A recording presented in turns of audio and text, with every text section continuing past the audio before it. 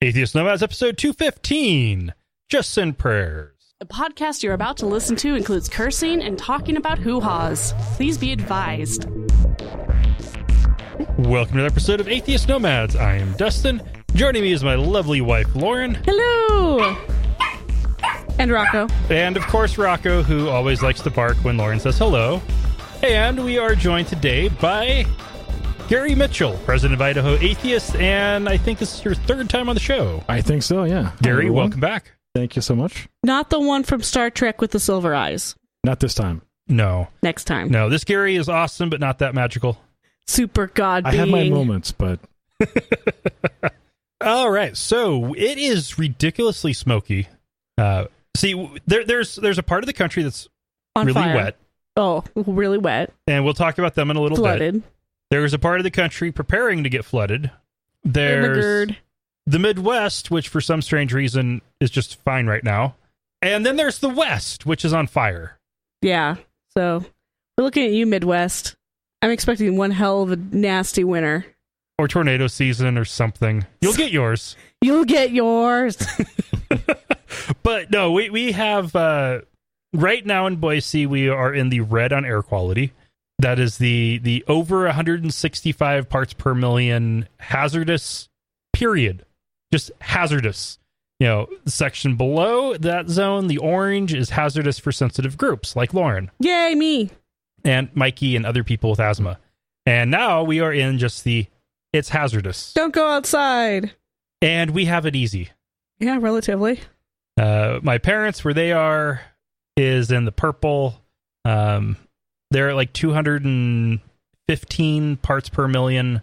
It is, yeah. They're giving out free masks to minimize the amount of damage to people's lungs.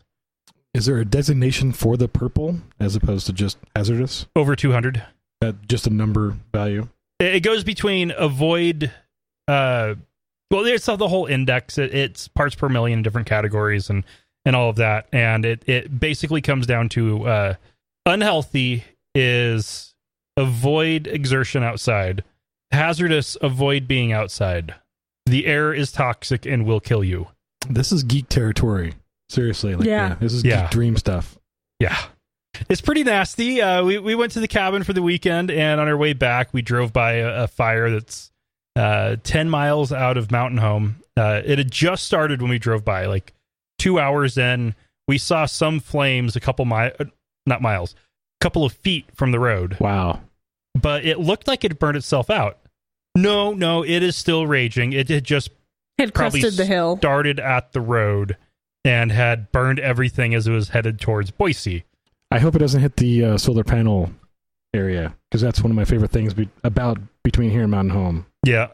The single greatest thing about I don't think it's going to get Home. that far. It's going to be more like up towards Pine and Featherville. Okay. Anderson Ranch area. Yeah. Some homes, though, in that area. Some homes up there, yeah. And lots of deer. Poor deer. Yeah. Air quality here sucks. But it's still nowhere near as bad as they've got it in Texas right now. Joel Osteen has been in the news quite a bit. Oh my God, like every day. Yes, pastor of a giant mega church, prosperity gospel mega church nonetheless, in Houston, Texas. So, of course, when Houston got hit, pastor and televangelist Joel Osteen would have been opening his doors and being out there handing out bottles of water to people who desperately needed it and spending his money to try to help those in need. No. He was hiding in higher ground with the church securely locked up. Where there was almost no flooding. When called out on it, he responded that, there's a shelter just a little bit further down.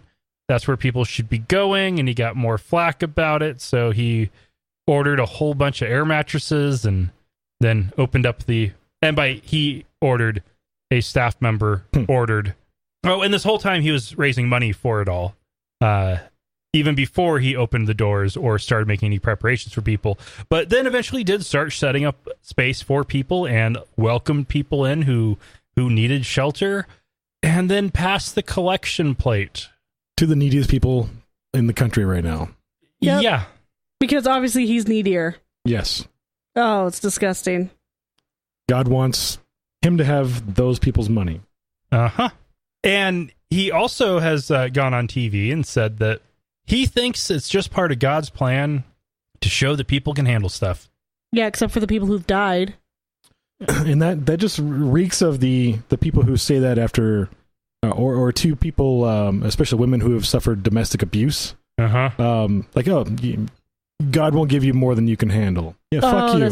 That's such a terrible thing to tell people. It is. And people, I think to some degree, if they really want to believe it strong enough, will put themselves in harm's way to make that a reality. People die. There are people who definitely get more than they can bear, and they kill themselves. Yeah, it's actually a really bad problem in the U.S. Well, everywhere, really, but really in the U.S. It's terrible. And, I have never, up to this point, had more than I can bear. That is because, I've gone through some difficult stuff in my life. None of it was that bad. Privileged. Yeah. It was still far, far better and easier than what most people go through. Yeah, I wasn't given more than I could deal with. I'm also a white kid who grew up in a middle-class house in the Northwest. Even with all of our privilege, it seems like Utahns and Idahoans both have plenty more than they can bear, because the suicide rates in both states are insanely high, and there's not really a hardship factor. There's just seemingly bad raising techniques. Well, okay, where that one gets even more interesting. Highest suicide rate in the U.S. is Alaska. Second highest, Wyoming. Third is Montana. Idaho and Utah are right behind. Yes, definitely seems to be related to population density. Yep. Highest suicide rate in the world, Greenland. Lowest suicide rates are in the densest populated places. Oh. New York City has less suicide than anywhere else in the country. So tribal happiness might have, and inclusion might have something to do with it. Yeah, there's definitely... We are social communal animals. We need that. Yeah, I would agree with that, yeah. And Osteen has tons of money because of tribal communal people who want to feel part of something bigger than themselves. And he's a sociopath. Yeah, basically. Well, the whole prosperity gospel is basically making a religion out of being a sociopath. Taking notes for my future cult. Yeah, because the basic plan is you give money to the pastor because that's God's servant, and God will reward you. And with more money. With more money. And just give until it hurts. And if you actually do well, you will be put into a higher position within the church. And by do well, in other words, you get sweet jobs from other members of the megachurch who already have money. And you put those who are doing the best at the top and suck those at the bottom as dry as you can. And Mormonism, as far as I'm aware, seems to be kind of initially built on a type of prosperity gospel. Yeah, they've modified it since the Christian, the normal Christian version became mainstream.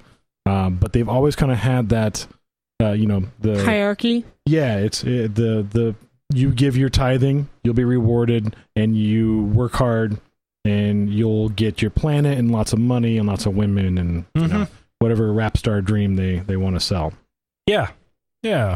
I hope rappers don't believe in planets like for themselves. That's what weird.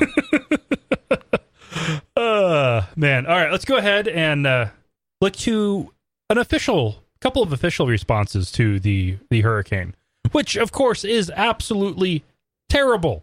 We are talking millions of people who will not have power, fresh water, or other basic services realistically for 4 to 6 months. The amount of disease that is going to spread because of this is horrifying. Well, they already have a problem with chemicals and toxins.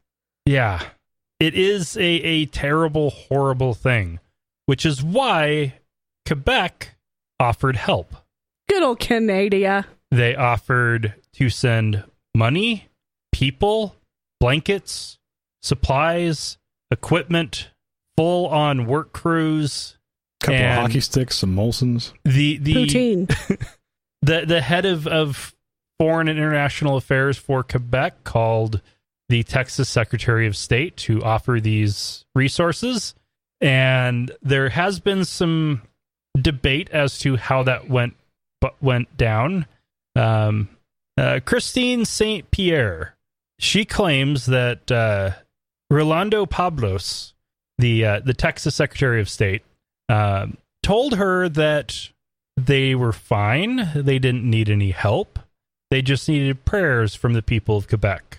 My eyes are rolling so hard that it's giving me a headache. That's so Texas. Pablos's version of it is that he told her that he wasn't in a position to deal with that offer of support, that he referred her to the Texas Department of Public Safety, and that he said that he would happily accept any and all prayers that they could get from the people of Quebec. What a useless human being. If that is actually how it went down, the Department of Public Safety wouldn't have had to follow up a few days later, calling to say, "Hey, we would love to have your help. Please come help. We have people dying." Yeah, no, I believe her rendition a little bit more, because if she had just been redirected to another phone number, it would have been fine. But yeah. Yeah. And what kind of job? I mean, you're Secretary of State. Your job is to deal with foreign dignitaries and stuff all the time, right? It's in state government. It's a little bit different. But okay, well, yeah, they're in charge of all of that. He should have handled that himself. Yeah, or a high-level staffer, which they should have several of, capable of handling that. Even if it is, oh, hey, I'm sorry, I need to refer you to a different department. Let me get your contact information. I will get in touch with the head of the Department of Public Safety. And, oh, actually, wait, no, let's not do that. How about I just conference him in right now, because we would love your help. Yes. Yeah. Instead of mentioning prayers whatsoever, which, what a wasted concept when people are actually offering real help. Yeah. I bet she was so confused. Yeah. Yeah, when she was asked later for clarification about the conversation, she said, told the CBC, he was not refusing. He was just saying, for the moment we manage, we can cope with the situation. But at the same time, he said, thank you for your offer, but at this moment, the situation seems to be under control. Situation's underwater, not control. There's a difference between the two. Yeah. Of course, he may have been directed by somebody higher up to say that. Rick Perry? Who knows? Perry's gone. That's right. Yeah, he is. He's Greg Abbott. But he may have been told, okay, if anybody calls asking about how we're doing, tell them we're okay. Make it seem like we're doing fine. This is a... oh, God, I'm being swept away as I'm saying this. Yeah, it's a perfect Star Wars moment there. We're all fine here. How are you? It's a classic scene that they're setting up in Texas.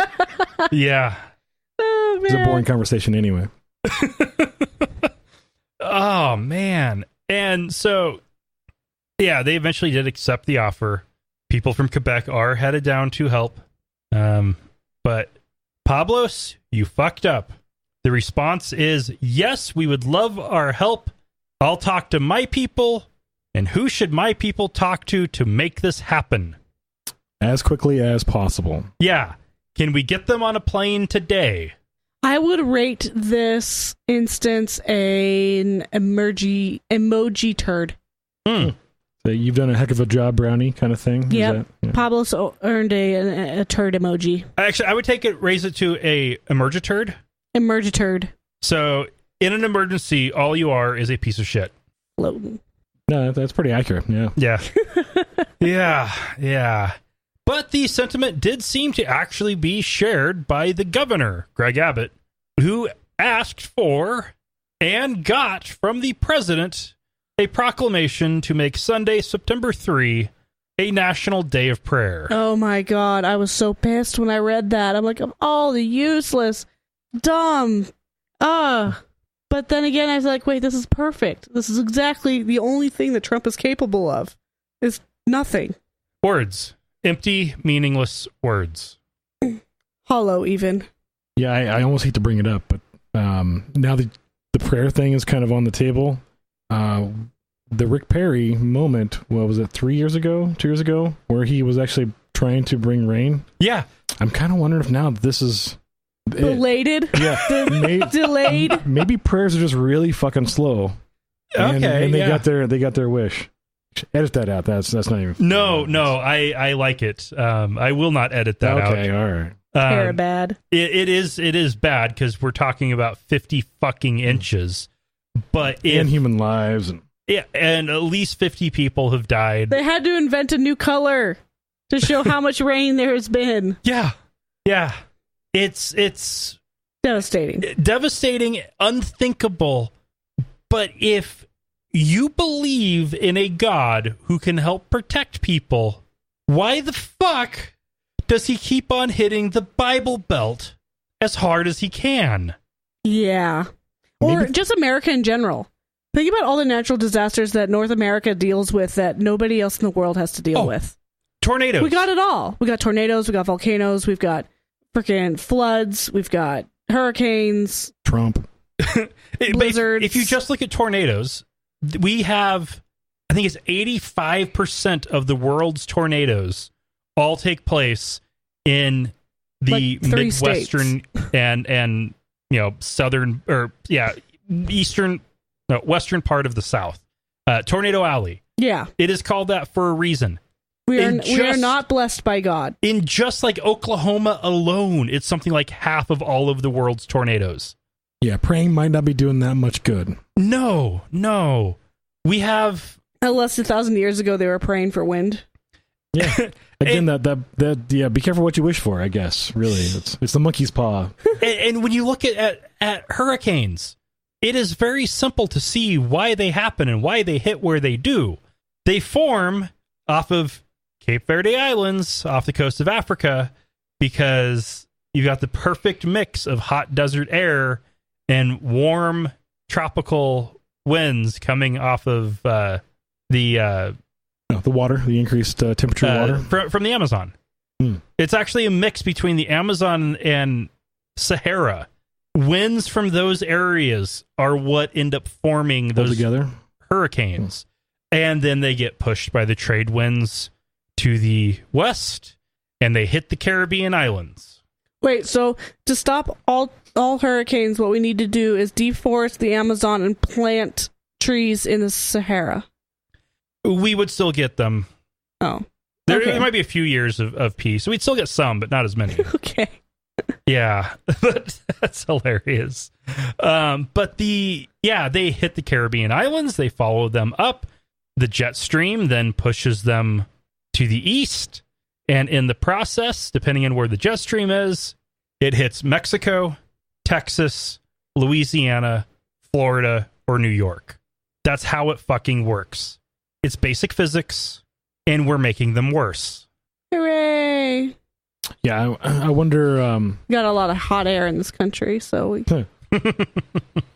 Yeah, so I understand that the rising ocean temperatures increase the, I guess, the draft force that starts the... So how powerful the storms are initially is based on the ocean temperatures, if I'm not mistaken on that. That is correct. And so they're starting off way stronger than they have for a long, long time. And they don't... there's nothing to slow them down on the water, especially. So yeah, they're hitting harder. They're going to hit anyway. They have, as you've pointed out, for years and years. But now they're just much more severe because of global warming. So yeah, we've got more severe storms paired with increased population density along readily hit areas. Yep. And places like Houston that have no zoning laws, they didn't put in any protections. They didn't put in levees or diversions or anything. They just built neighborhoods right next to the freaking Gulf. And it's like, well... And some damn good barbecue. Yeah. And as a result, the fourth largest Mediterranean metropolitan area in the United States is underwater. Yeah. Well... And not just financially this time. Yeah.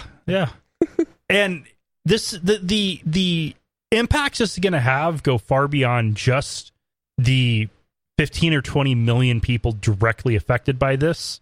Gas prices are already rising because most of our oil refining capacity has been stopped, and most of the oil importation has been going through the port of Houston.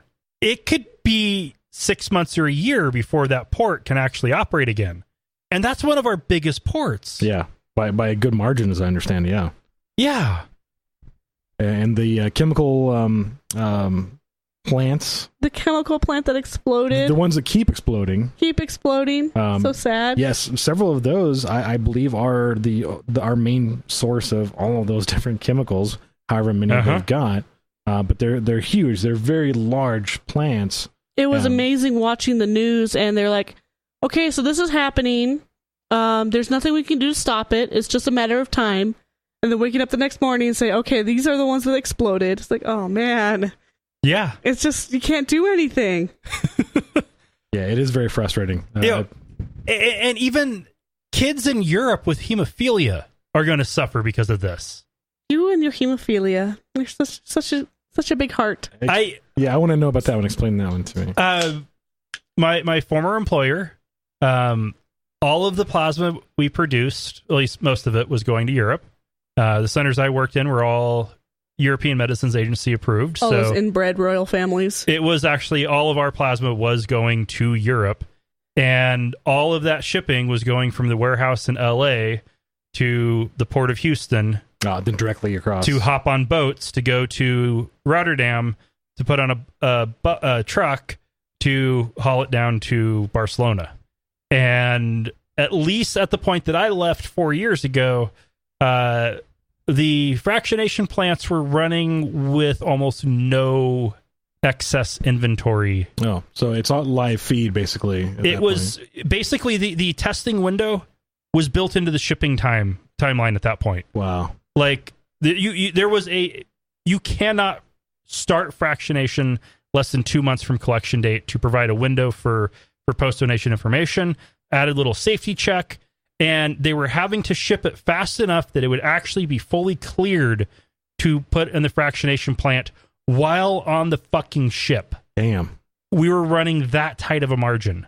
And those shipments are going to be delayed because, even if they move them to, say, the port of Raleigh or New York or Miami or anywhere else on the East Coast, there's going to be so much competition, and those ports are all fucking full anyway. Well, let's just move it to Miami, then Irma. Yeah. And all of those ports might get destroyed by Irma. And New York could have one, within the next month or two. Right. And, if they got their goal of getting approval to use the port of LA, that problem would be resolved. But that would all come down to whether or not the head of the labor union there was okay with plasma going through his port. Wait, no, that wasn't the labor union involved. That was the head of the port. The labor union, they were wanting to get LA not for faster shipping times, even though it is faster, but in case there was a strike in Houston so they could still ship out of LA. Oh, wow. Yeah, Europeans wanting to skirt labor unions. That was a nice tangent. Mm-hmm. Yeah, that's a good one. And I never mentioned the name of the company once, but I provided enough that anybody who cares can find it. Yeah. Well done. It's a small industry. There is no way anybody who has listened to this show long enough wouldn't know where it was that I worked. Or care. That too, yes. But now their curiosity's peaked, so yes. Look. So don't fucking pray for hurricane victims. Do something about it. Like Canada and Mexico, both have offered and have given great direct Whatever support. happened to Trump's promise of giving $1 million of his own money? Did that just kind of like disappear? From everything I've read, that where such a scenario has happened in the past, it's gonna just disappear. So I'll give $1 million, kind of, maybe. Sorry, not sorry. And most of the people that are closest to him that we've got really good public access to say that money doesn't exist anyway. He does not actually have $100 or $1 million to just give away. Yeah. Well, and if he was actually doing things right, he wouldn't have access to it anyway. Yeah, exactly. Yep. Well, before we continue on, it is time for a quick break. Atheist Nomads is proudly brought to you by Archway Hosting. Check out their low-price, full-featured hosting solutions at archwayhosting.com. That's ARCHWAY hosting.com. We're also brought to you by listeners just like you. You can find out how you can become a patron at patreon.com/atheistnomads or at atheistnomads.com and look for the link on the right-hand side of the page.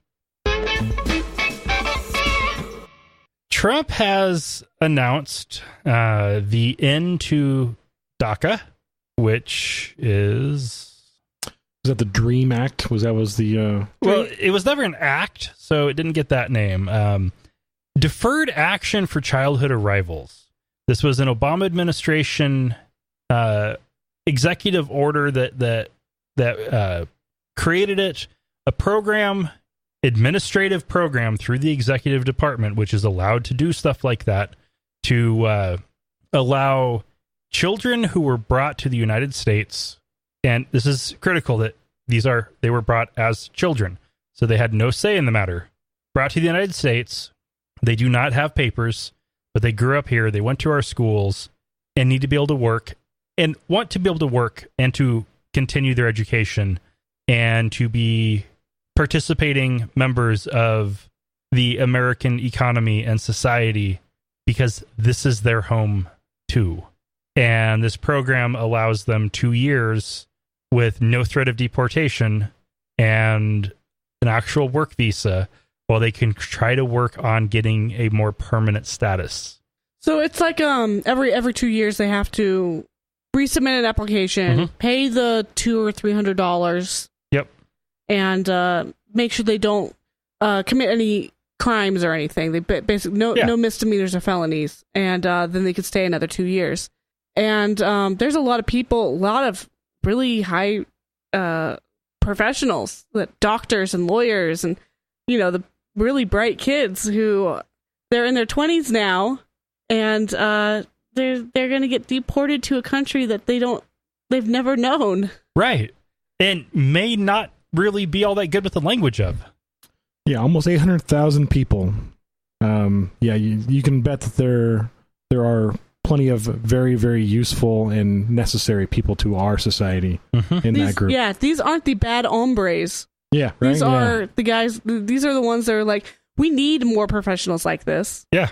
We need people to come to this country and succeed. And then we're going to go ahead and punish them 20 years later and send them back. Kind of backwards. Heck, one thing I'm very happy to maybe a little too frequently remind my conservative relatives of is the fact that my grandmother was an illegal immigrant. She was a dreamer in terms of she was brought into the United States illegally without proper documentation by her mother at the age of 12. Yeah. She started a family. They were working the farm. World War II came. Men in black suits showed up at the door and said, you get your citizenship or we're shipping you back to Canada. And in her case, she literally, the only problem is she didn't have the paperwork because she had a right to citizenship by virtue of her birth since her mother was an American citizen. Well, but it doesn't matter. Yeah, no, it doesn't. There's a big difference there too, is this was targeting Mexicans. They're brown. Trump doesn't want them here. Yeah. Trump's very conservative advisors and supporters don't want them here. So they have labeled it unconstitutional, saying Congress must do it. Rolling back protections on anyone that we've given protections to so far, that seems to be pretty much what the Trump administration wants to do in so many ways, whether it's trans people in the military, whether it's people that we have brought over from Islamic countries, quote unquote, to Mexicans. He's making us into a worse country in almost every way because now we're liars. We're dishonest. We don't hold our end of the deal, and we've got a history of that as it is. In modern times, we've been doing a little bit better, I feel, and now we're kind of back to what the 1800s. Right. Yeah, like for an example, and I'm going to go with an example of something that was atrocious from the start. If Obama had followed through with his campaign promise of shutting down Gitmo, the detention center there, within I think the promise was within the first 6 months, or at least the first year. If he'd actually followed through with that, it would have made the U.S. look really, really bad to the rest of the world. Not because it was this wonderful, glorious thing. It's that it was a really big, complicated problem that took a lot of time to actually resolve, because they had a bunch of people that nobody wanted. Their home countries didn't want them back. So what do you do then? Yeah, because we didn't know on many instances if they had actually committed any crimes. Mm-hmm. There was little paper trail to no paper trail on many. Yep. But the places where he thought the Obama administration in general thought we might be able to put them, they didn't really. They had so much pushback from the NIMBY folks. The other countries. What are they going to do? They don't have the facilities. They don't have the any paper trail should have been on us. They've got nothing, basically. They just got strangers coming into their country at that point, as far as they're concerned. Yeah, there's nothing. And in many of the cases, these were people who had left their country to go fight with the Taliban in Afghanistan. Yeah, I don't blame their home countries for not wanting them back. There's no evidence to actually bring charges against them, but still, But he was at least smart enough to not, when he got to look at how big of a problem it was, how big of a picture it was, to not react too quickly. He eventually got everybody out of there, but it took a long-ass time. This is a very quick action that makes us look bad. He's at least has announced this with a 6-month stay and has put the pressure on Congress to do something legislatively to deal with it. But our Congress is dead in the water anyway, so... Right. Yeah. Yeah. And you talk about a bully pulpit. I don't know if any president has had quite the same amount of influence in the media in the last several presidencies that I've been aware of as Trump. Well, anybody who decides to use social media as their main platform for communication versus traditional media or even advisors, it can't go well. Yeah, Twitter is his news feed and his source to his fireside chats, I guess, are all done via Twitter. So everyone in every nation sees it at the same time as the American public, whether that affects them or not. Mm-hmm. Everyone gets the exact same information, which normally I'm a fan of, but since the information's been kind of shit, that's a definite problem. Somebody should be vetting something. At least give us shit in a better wrapper. Mm-hmm. That's the political system. It's a classic little kid move. You ask for forgiveness instead of permission. Yeah. Yep. Beg for forgiveness. Yeah. And so 6 months. In the next 6 months, Congress has to raise the debt ceiling, pass new budgets, or at least continuing resolutions to maintain the Obama budget and avoid a government shutdown. They have to continue their investigation of Russian meddling into the election and any involvement Trump and his campaign may have had with that, which, of course, Trump doesn't want them doing. They have promised tax reform. They have finally at least admitted that continued healthcare reform, or at least trying to repeal Obamacare, is off the table. But there are quite a few members of the Senate on the Republican side as well who have promised to figure out how to fix, at least shore up the insurance markets. They've got a lot on their plate right now. And adding one more thing, the details of which would probably take 6 months of negotiating to find anything they could actually pass, if it's even possible. It's not going to happen. No. Yeah, you're going to find the details of the people that are being removed and deported way after the fact. And at this point, you're going to find the quality of the people that are leaving. How many doctors and lawyers and other business professionals that are kind of crucial to our economy in every way. Yeah. That we're not going to know until after they're already gone. 100,000 small business owners. Yeah. Or even college students, artists, musicians, mothers and fathers that are going to have to leave their kids behind. Right. Yeah. Plenty of those. Janitors, plumbers, sanitation workers, service industry people. Probably a lot of waiters and waitresses. The Hispanic community supports service industry all of our dinners, like nothing else. In fact, if there's a general rule at Chinese restaurants that if there's not a Hispanic crew in the background, you shouldn't eat there. That's how important the Hispanic community is to the service industry. Unless you're in like Seattle. I think you'd probably be okay in Seattle. Yeah. In Seattle, for those of us inland, yeah. And generally that first generation in, so they're the dreamers' parents probably don't speak English very well and have probably worked in agriculture almost exclusively. And even if their kids aren't doing anything glamorous, they're the backbone to our society.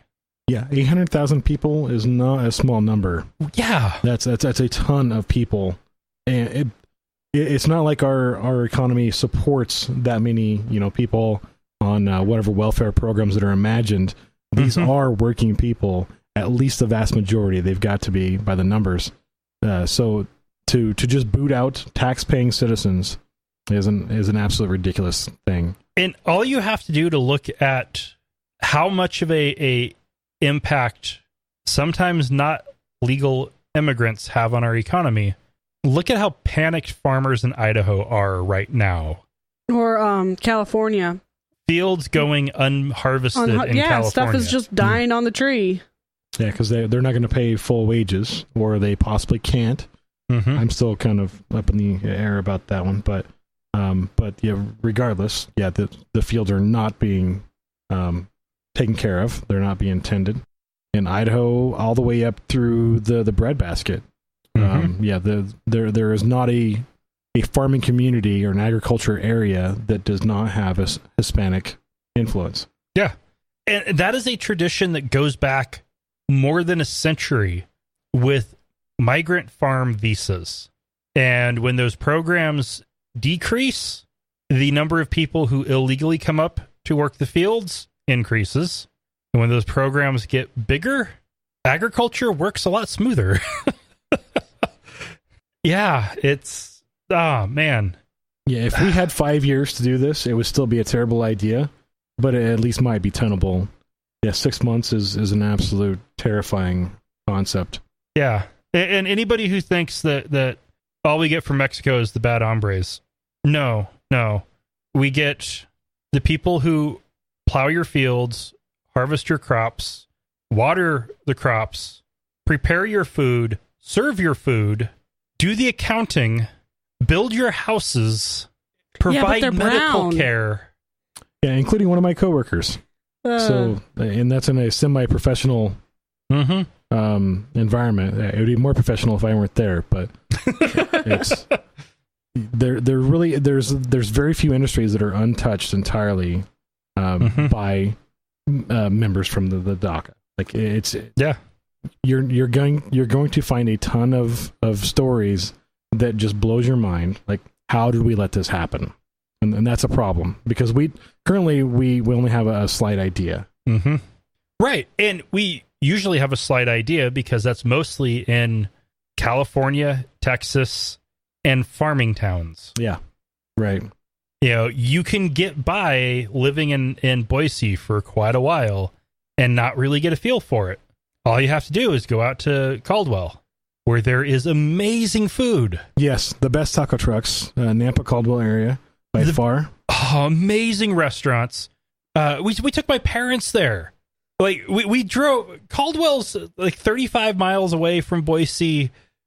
We went through Friday afternoon rush hour traffic to meet them there on their way into town, and so worth it. So worth it. And the work ethic alone that does seem to exist within the Hispanic community. I remember one of my favorite local taco stands that is now closed. I think because he put way too much amazing meat on the burritos to stay open.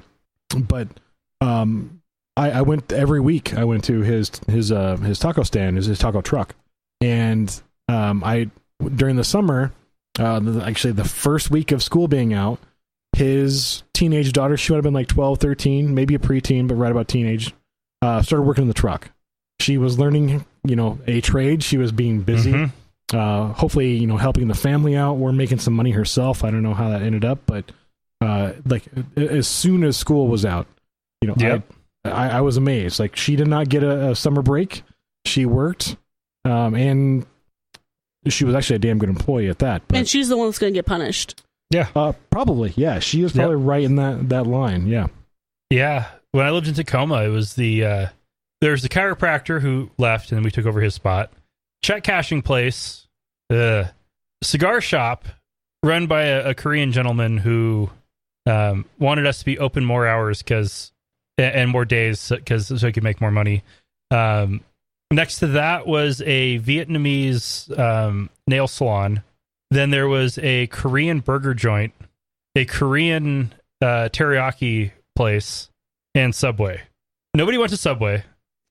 Everybody went to the teriyaki place and the burger joint because, oh man, those burgers made by Korean immigrants who barely spoke English, whose children, probably 14, 15 years old, were working hard at the restaurant. Oh, fucking the best burgers ever. I have been trying my hardest for years to find a bacon cheeseburger that good. Oh, wow. And the closest I've found is in fucking Parma. Oh yeah, the Roy's Big Boy, or whatever the hell that is out there. Best Burgers in Parma. Yeah, and It's called Best Burgers, and okay. it is a damn good, competent, perfectly well done bacon cheeseburger. Classic greasy spoon.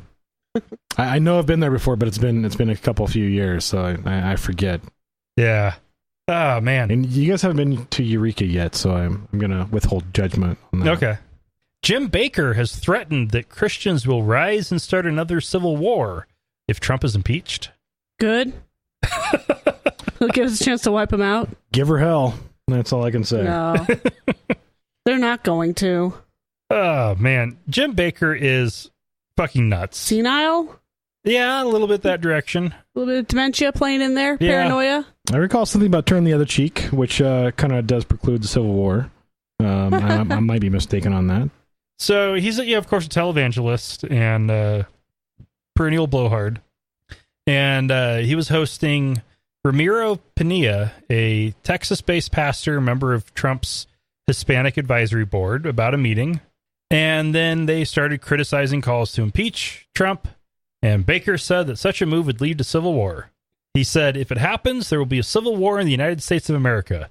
The Christians will finally come out of the shadows because we're going to shut up permanently if we're not careful.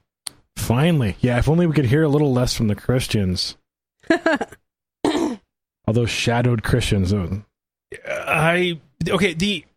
only ones who have been in the shadows are the racists, like the hardcore white supremacist racists, and they have come out of the shadows. Yeah. That has already happened.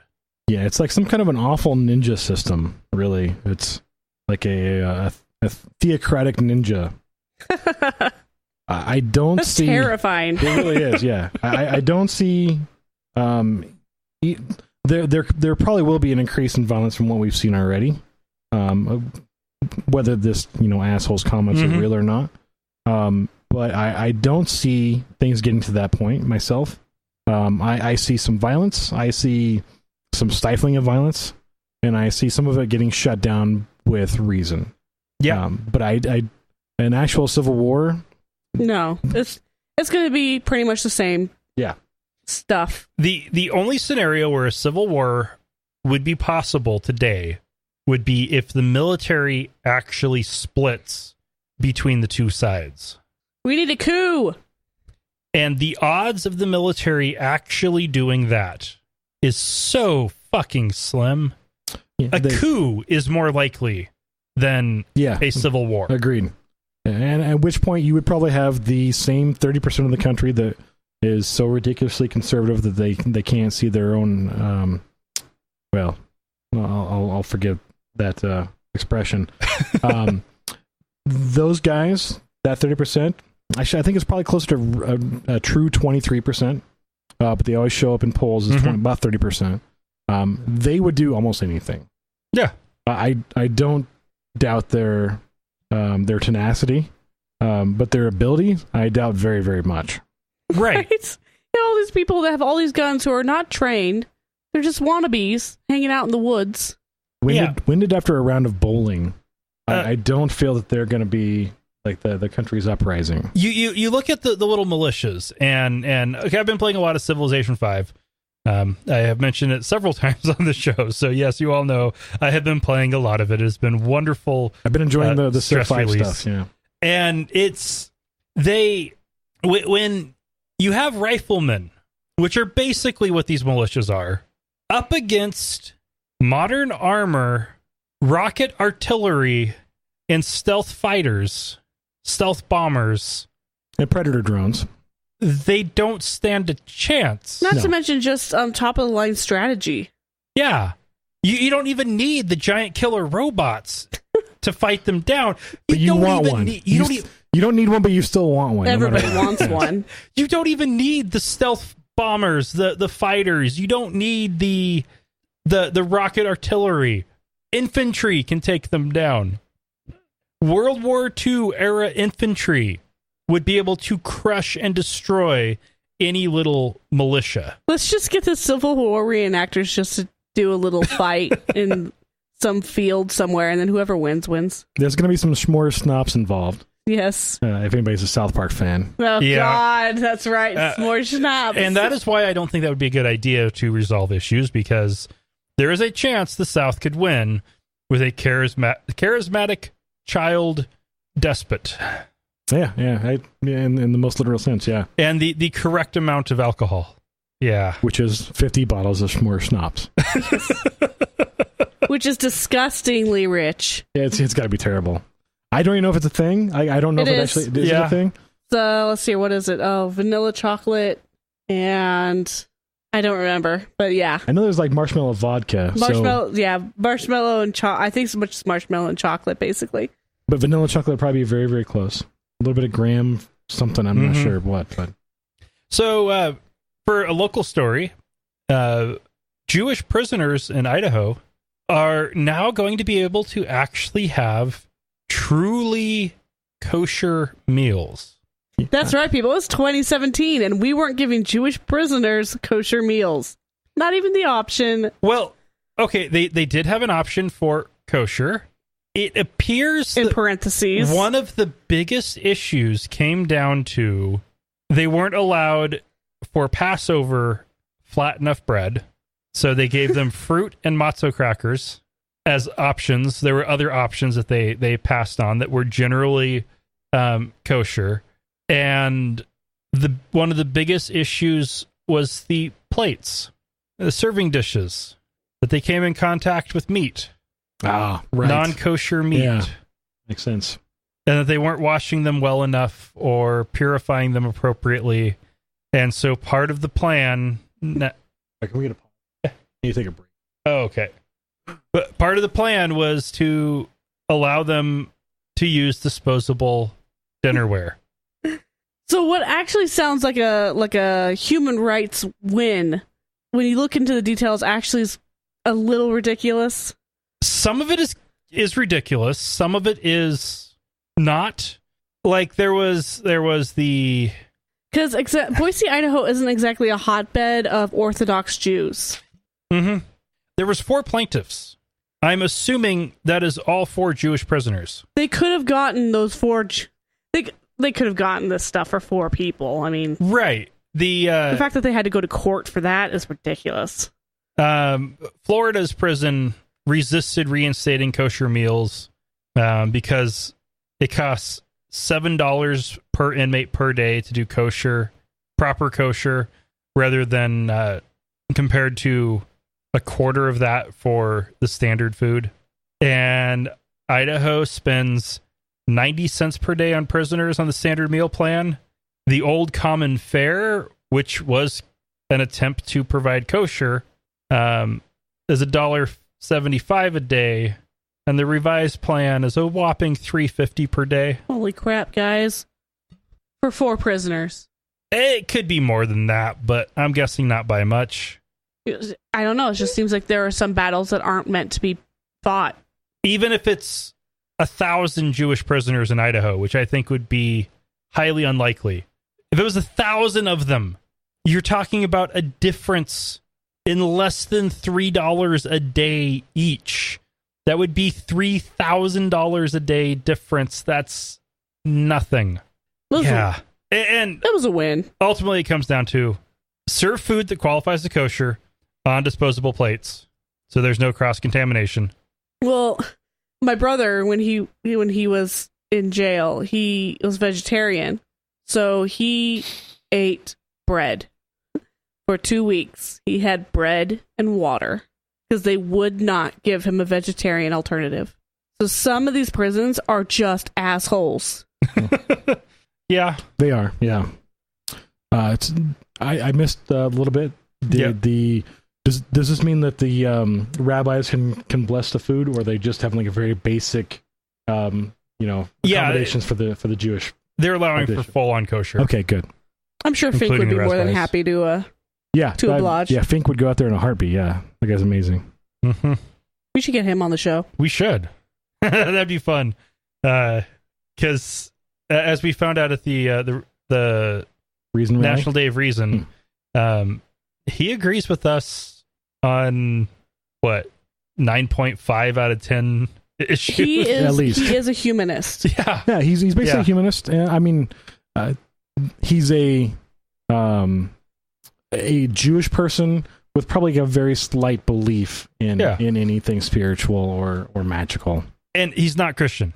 No, which is a huge part of it. Yeah, and he's just a damn nice guy. Really, he's intelligent, and he's a good guy. Yeah. Unfortunate last name, but nice guy. Yeah. Belfast, Northern Ireland, got a new Lord Mayor, Nuala McAllister. She was just elected, a 28-year-old woman with a tiny little baby and her partner.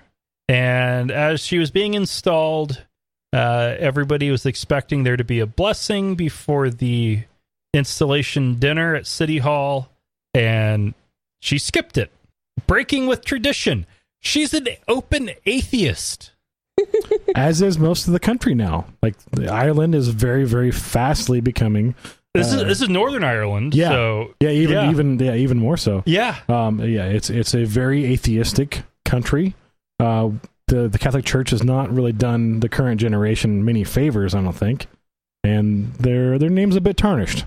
Mm-hmm. And they don't really have anything besides the Catholic Church. Like that's. Well, Northern Ireland's Protestant. Oh, is it Protestant? I thought Northern Ireland other was way around. Okay, gotcha. Yeah, Catholic minority, Protestant majority. That is where you can find Protestant and Catholic atheists.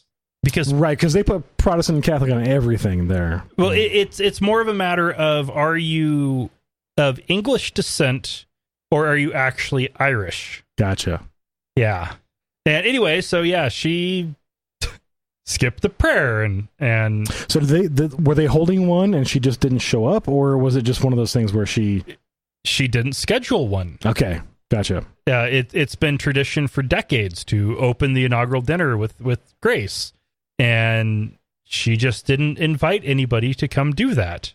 And so there was nobody on the schedule to do it. And so they just moved on to the next item on the agenda. No, what pisses me off about this article is that she's 28 years old and Lord Mayor. What the hell have I done with my life? Well, okay, by the looks I wish I was Lord Mayor. Her baby is... That kid in this picture looks maybe 8-10 months old. No. She just got elected a few months ago.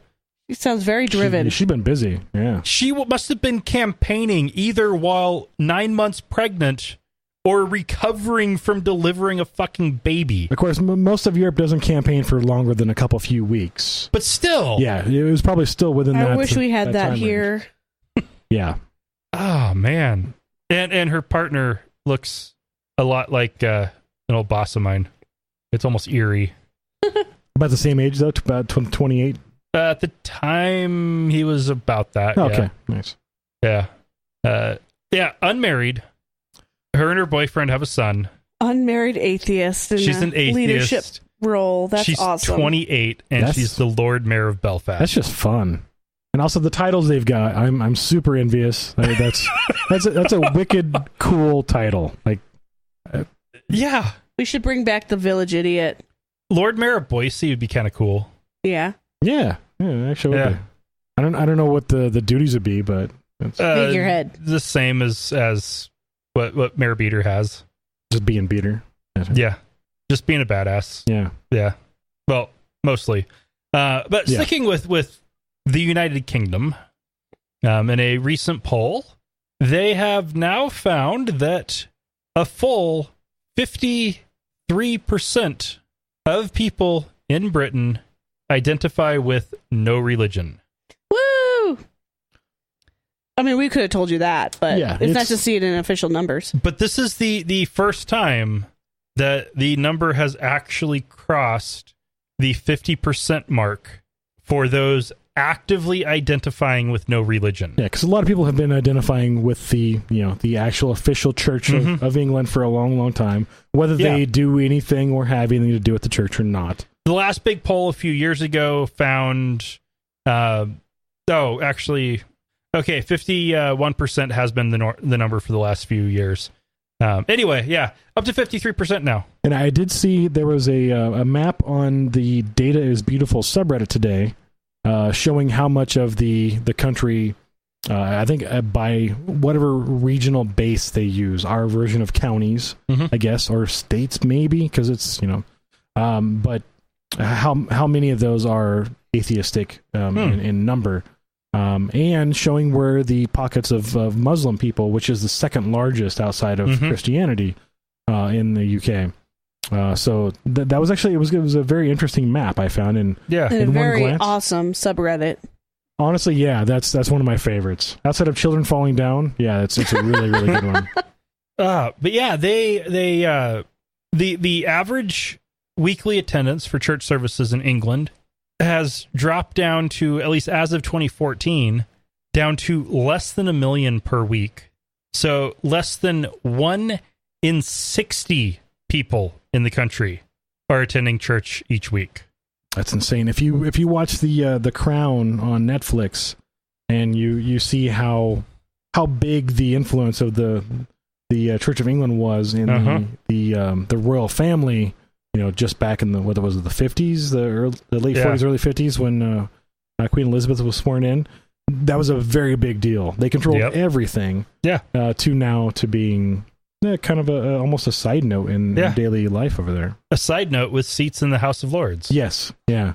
Which I think they probably just will count your vote, but would not really going to count it. No, they do have to count them. They do.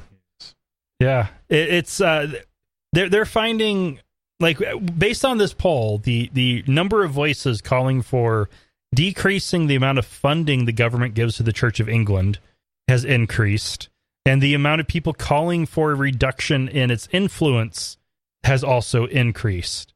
What I haven't seen yet is people calling for kicking the Lord Spiritual out of the House of Lords. I've seen a couple people calling for that, but not much.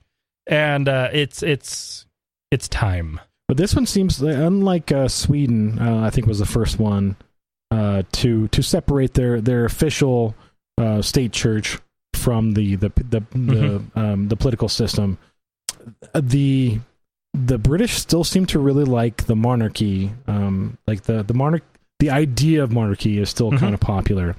Well, just look at this week's news. It's all been about the third child that's coming up in the royal family. It's like, that's really? Oh yeah. By the way, yeah, I didn't see that. She's pregnant again. Oh. I did see a lot of information about the first time that Princess Diana touched a HIV positive person. That's right. On television, and I think it was without a glove. Was it Prince Henry who got an AIDS test done on live TV once? Which kind of cool. Yeah, I'm not gonna discount that. Yeah, but the only thing about royal babies I saw was an article about Kim Jong-il having a third child. Oh well, I've been seeing a ton of. Huh. Okay. Anyway. Yeah. So there is a new study that came out, study called PURE, Prospective Urban Rural Epidemiology. Yeah, let that name sink in for a moment. They recorded the food intake of over 135,000 people from 18 countries, sampling from high, medium, and low-income nations, and had some surprising findings. they found that those who eat plenty of butter, cheese, and meat live 23% longer than those who don't.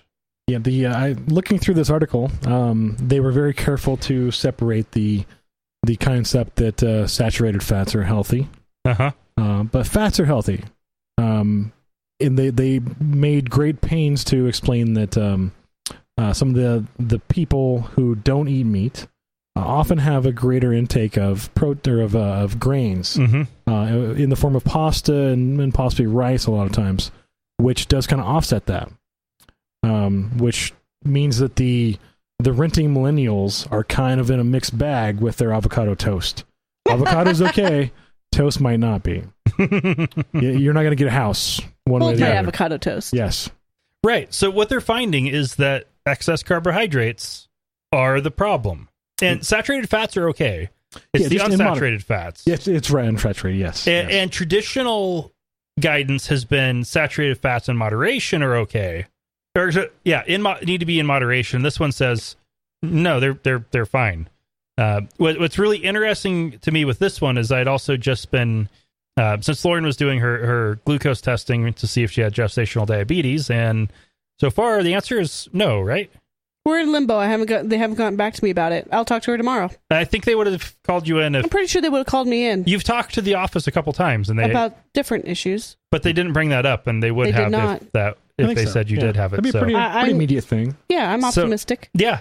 Okay, so she doesn't have it, but I was doing some research, and one of the things I did find out is that lab test results all get built and set up in LIS systems like the one I manage, with reference ranges based on sex and gender, sex and age, not other things that matter a whole hell of a lot, like are you pregnant or do you have diabetes? Those can change things, especially in metabolic tests. Especially in reference ranges. Yeah. Like my results were above normal. Above normal for a healthy, normal person. And not pregnant. Above normal for a pregnant woman. Yep. So whoop whoop. Normal for a woman in her early 30s and normal for a woman who is pregnant in her early 30s are two different things. Yes. But anyway, so one thing I was reading in that seemed interesting was recommended diet for someone with diabetes, which actually sounds like a pretty damn good diet just in general, was you do about, 30% complex carbohydrates, whole grains, raw fruit, vegetables other than carrots, brown rice. You do about 30% protein and 40% fat. Butter is not a carb.com. There's a lot of nuts in there for that good fat. But what shocked me was protein and carbs, complex carbs, roughly equal. Yeah. Fat is a bigger chunk. That was pretty wild. That takes the food pyramid and flips it upside down. It does, yeah, almost exactly. In fact, and it kind of the keto diet. Outside of, I don't think they have a distinction in their diet for saturated and unsaturated fats, but it actually kind of gives some credence to much of that diet. Yeah. Again, like nuts and avocados that don't have unsaturated fats. Mm-hmm. Or is it just polyunsaturated? I forget these days. There's the polyunsaturated and unsaturated fats. Yeah. Or is it the transsaturated fats are really bad? That's what I can't. Trans fats are really bad. Yeah, trans fats are bad. I remember that from Family Guy, I think, or American Dad is what it was. But there are a ton of different fats out there, and I don't know if I've got the most up-to-date information on most of the different fats, which kind of coexist within these categories. So it's one of those things. Study hard, I think, to follow this diet. But I'm definitely looking forward to seeing more studies on this. Some more validation on this research, because one thing that I have definitely been convinced of in recent years is that the reason why America has so many problems isn't any of the single things that we say are why we have so many problems. Because you can find examples of countries that have a lot lower rate of heart disease that eat a shit ton more fat and meat, really fatty meats. Yeah. You can find countries with a lot lower rates of diabetes that drink more pop, a lot more alcohol, and do all the things that we say to avoid doing if you want to avoid diabetes. You can find places where people are really healthy doing all of the things we say don't do, and they're all healthier than us. Yeah, it's probably a perfect storm kind of thing to some degree, but I understand that a lot of the people who hold like a traditional Italian diet, because there is usually a decent amount of pasta, and plain white pasta is still very popular everywhere. The amount of alcohol they have and the amount of pasta they have is considered unhealthy by even American standards, but they fucking walk everywhere. Yeah. Cars are kind of an inconvenience in much of the country, so they walk a lot, just as a general standard where Americans don't.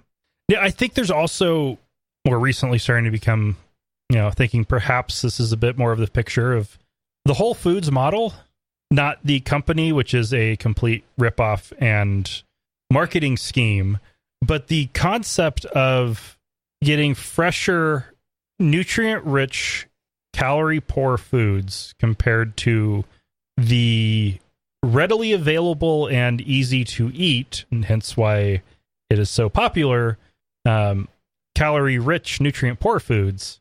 Probably a big factor in it. Probably something in there, yeah. That's a factor. Portion control is definitely a factor. Yeah.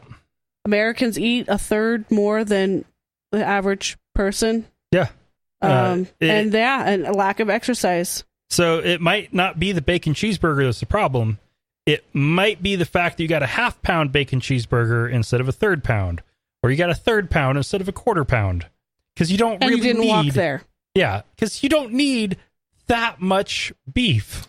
Yeah, just the Chico, calories in, calories out. That's that's as raw as science as I've seen. Unless you have a metabolic problem, right? And then of course that changes everything. But calories just representing. Yeah, no, thank you for that.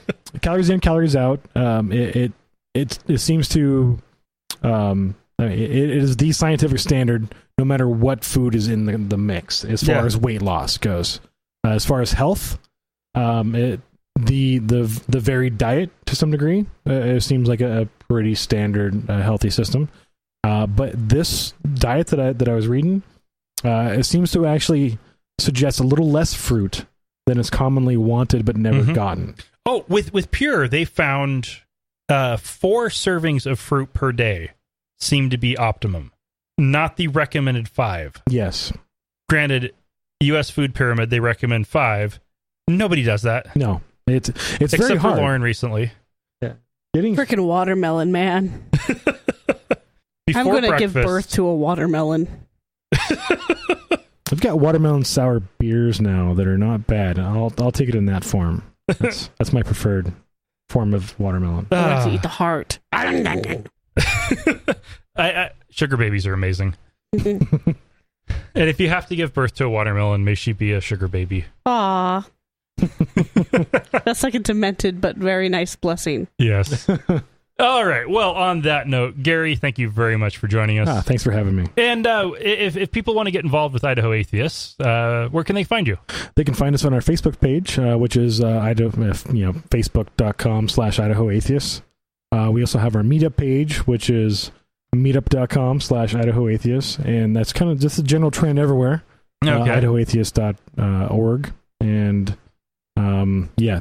those 3 pretty much have everything. And then Meet an Atheist monthly still?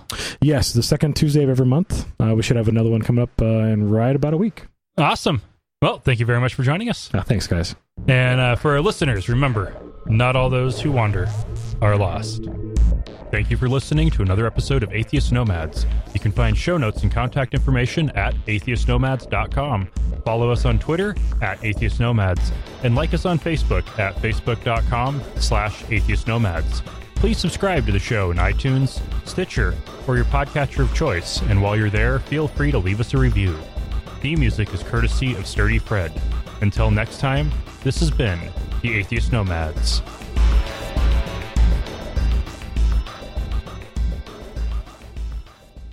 Such as...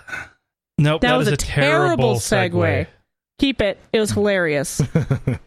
No, that's just too bad. More beer.